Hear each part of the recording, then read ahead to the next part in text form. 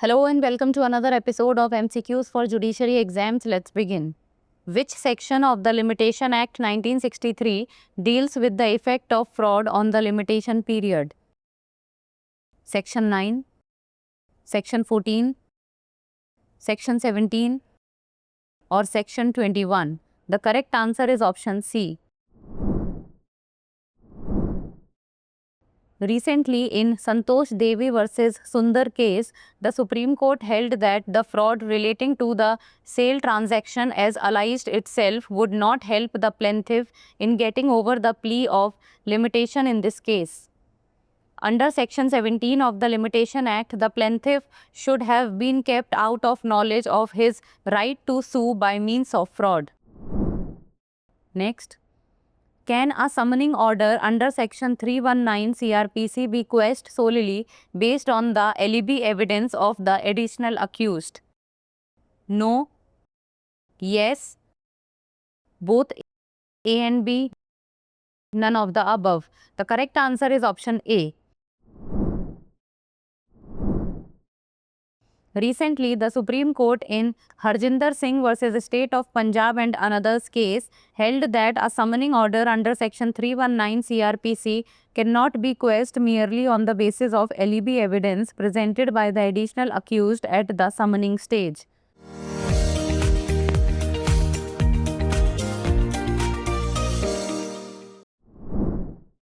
Next, which one of the following is prescribed by the maxim ex nudo pacto non oritur actio?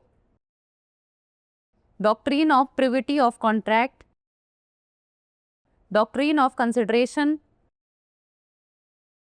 doctrine of implied term, or none of the above? The correct answer is option B.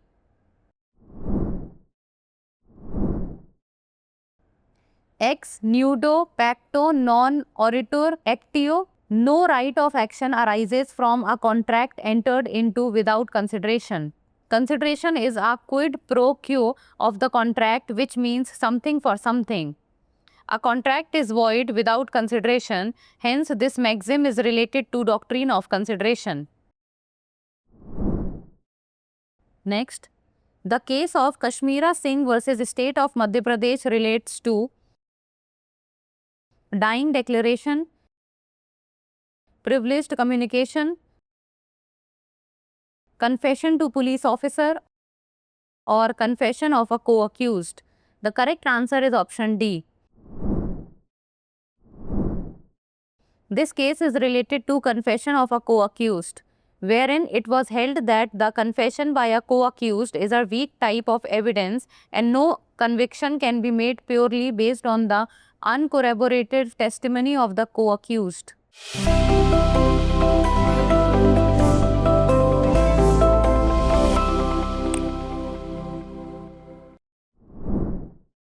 Next, which article of the Constitution provides for the functions of public service commissions?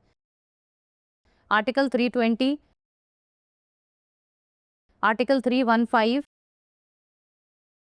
Article 318 or Article 323? The correct answer is option A. Article 320 specifically outlines the duties and functions of the public service commissions, including conducting examinations, advising on recruitment, and advising on disciplinary matters. Now it's time for the practice question. Section 22 of the IPC deals with wrongful gain, wrongful loss, dishonesty, or movable property. Send the answer of this question in the comments below. That's all for today. Thank you so much for watching.